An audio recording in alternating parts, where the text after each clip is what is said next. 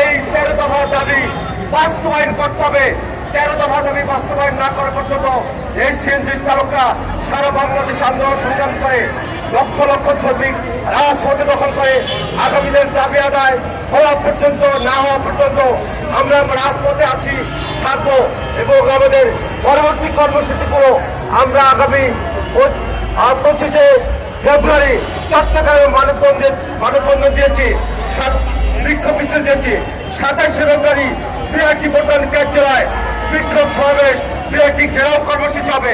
সেখানে সকল স্তরের শ্রমিক বান্ধব শ্রমিকরা উপস্থিত থেকে দাবি না হওয়া পর্যন্ত আমরা রাজপথে থাকবো।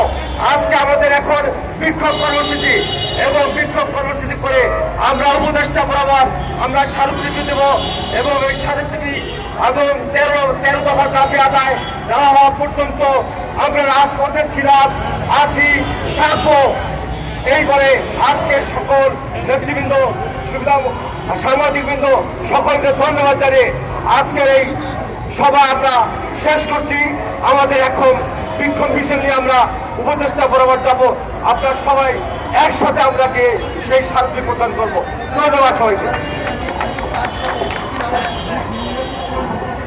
না আমরা এখন মিছিল এখান